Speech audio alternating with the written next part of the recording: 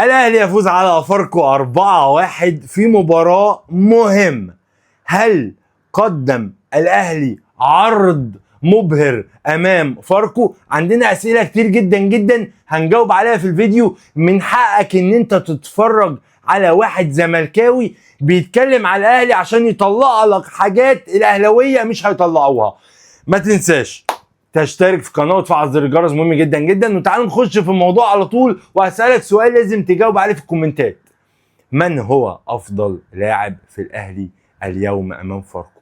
ولو هو زيزو زي ما اخد تديله كام من 10؟ ده سؤال مهم جدا. وتعالوا نخش في الموضوع على طول. في اسئله كتير جدا جدا جدا عايزين نسالها في الفيديو.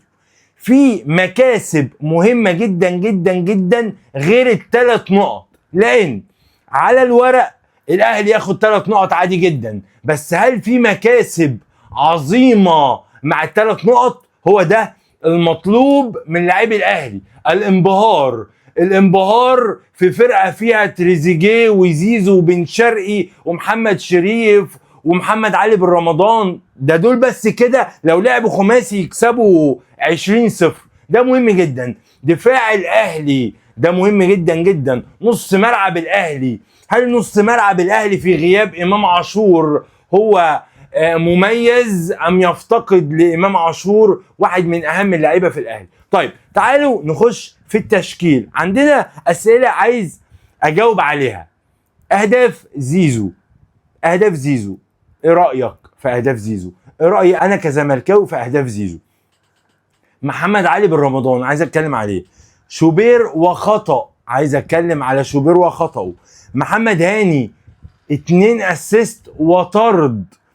هتافات لزيزو قوية جدا جدا جدا. عايز اتكلم على 2 لعيبة مش موجودين في النادي الاهلي بس هم في قائمة النادي الاهلي. عايز اتكلم على دفاع الاهلي. هنتكلم في النقاط دي كلها. اعتقد ان الاهلي تشكيله هجومي بحت. الاهلي بيهاجم بمحمد شريف، بن شرقي، تريزيجيه، زيزو، بن رمضان، كريم فؤاد، هاني. كل دي لعيبه بتهاجم في الاهلي. مفيش ورا غير الاثنين مدافعين وديانج. ده بجد فرقه الاهلي النهارده. ونجح المدرب بتشكيله ان هو ينهي على الماتش بدري، ولا بقى 1-0 ولا 2-1 و2-0 وفاركو تسجل هدف فالماتش يتكهرب. مفيش اي حاجه من الكلام ده. الاهلي فوز مستريح جدا جدا، بس في شويه حاجات عكرت الفوز. اعتقد ان التشكيل ليس مثاليا، لان تريزيجيه غايب تماما عن المشهد. اشرف بن شرقي اسيست يعني يحطه في الصورة شوية. انا موجود لان بن شرقي ما جاش مع الاهلي، ومش ده اللي جمهور الاهلي مستنيه من بن شرقي. زيزو احرز هدفين في تاني لقاءاته مع الاهلي، 2 اسيست وهدفين، يعني 4 مساهمات. ده طبعا انبهار، ولكن هنتكلم.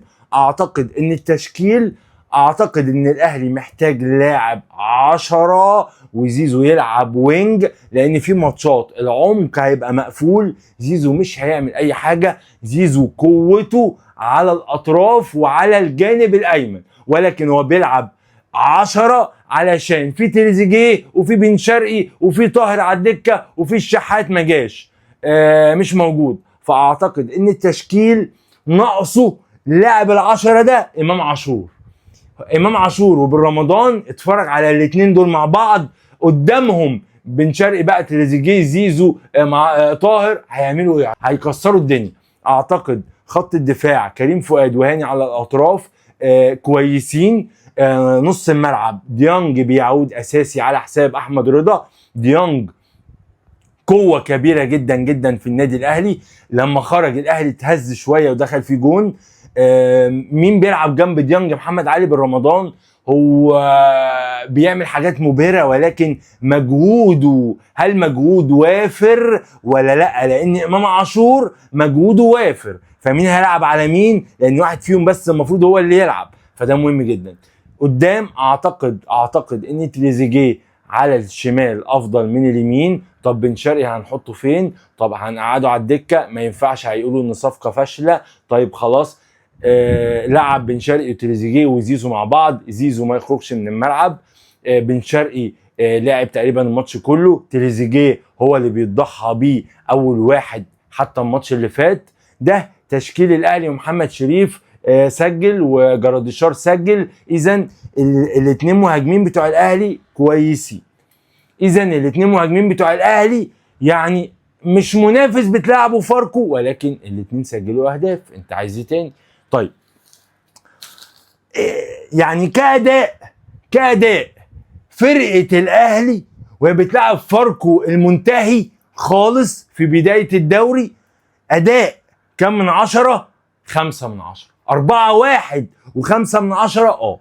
اعتقد على مستوى العرضيات وعلى مستوى اللعيبه اللي بتخش جوه منطقه الجزاء وبتسجل، وفي جمل بتحصل، وفي تسديدات من بره منطقه الجزاء، وفي مراوغات على اعلى مستوى، وفي هجمات مرتده مميزه، ده ما حصلش الا قليل جدا.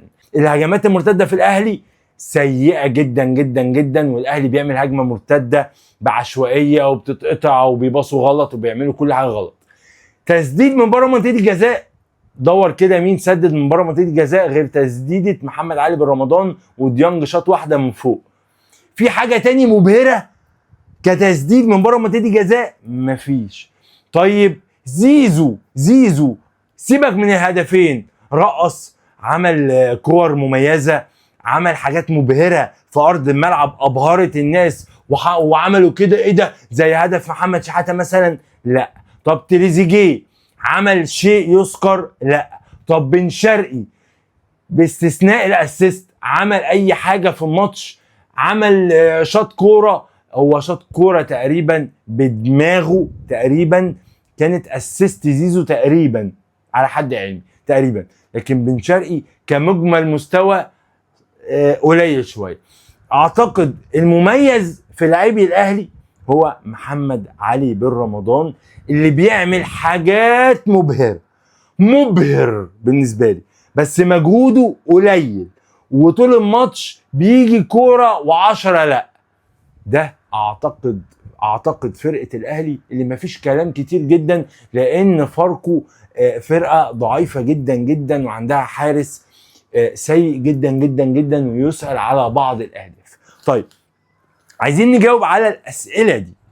بن شرقي وتريزيجيه طول الماتش تديهم كم من 10 او ادائهم عامل ازاي؟ الاثنين دول بياخدوا تقريبا 3 مليون دولار او اكتر.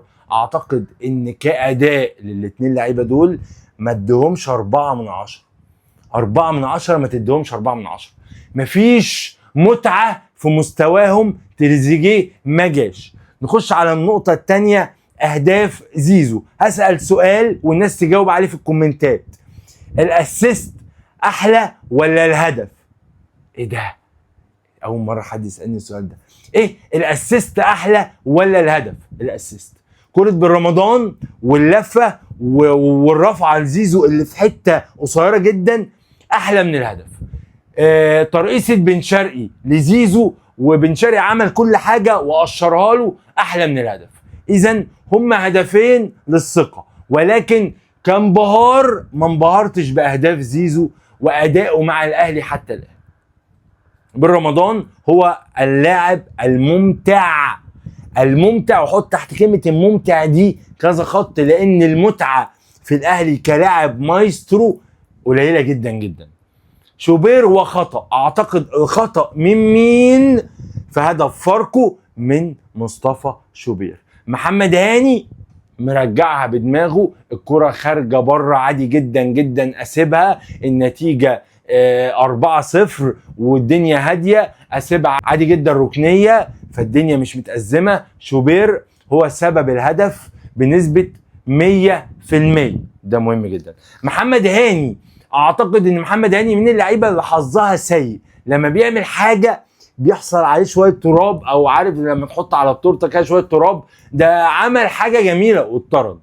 محمد هاني 2 اسيست النهارده امام فاركو، و2 اسيست حلوين.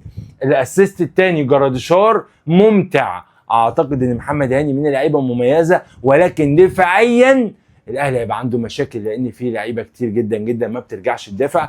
محمد هاني اعتقد طرد غريب، لان محمد هاني مش هيضيع وقت. دي كلمه الحق مني. محمد هاني النتيجه 4-1، فهو يعني 4-1 هو فاركو مش هيرجع في اللقاء، بس الحكم اتضايق لما قال لمحمد هاني اطلع من هنا، ومحمد هاني صدر له الطرشه وطلع من هنا، فراح مديله انذار تاني في طرد. اعتقد ده رايي. هتافات لزيزو قويه جدا جدا. زيزو اصبح هو نجم النجوم في النادي الاهلي، غطى على لعيبه كتير جدا جدا جدا، هيبقى منهم امام عاشور. مفيش لاعب الجماهير هتهتف له زي زيزو في النادي الاهلي. قفشه والشحات، هو فين قفشه؟ نزل الماتش اللي فات وخرج وما نزلش النهارده، والشحات ما نزلش خالص ولا النهارده ولا الماتش اللي فات. اعتقد ان الاثنين لعيبه دول الاهلي عنده زحمه في المكان ده، والاثنين لعيبه دول ممكن يعملوا صداع. اعتقد ان ممكن يرحلوا او يطلعوا اعاره في يناير، او حسين شحات ممكن يتباع. دفاع الاهلي شال 3 اهداف النهارده، وده مش عاده الاهلي في ماتشين 3 اهداف، كتير جدا جدا جدا. هل يظل مصطفى شوبير هو حارس الاهلي الاساسي؟ الله اعلم. ولا ممكن نشوف الشناوي؟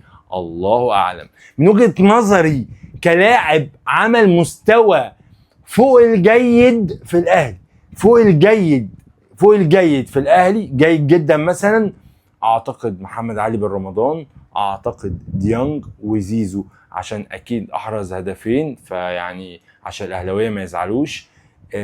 في حد تاني ابهر. محمد هاني عمل 2 اسيست وعمل مباراه كبيره. اعتقد دول بس. ده كان الاهلي ورجل اللقاء لو هو زيزو كاداء 5/10.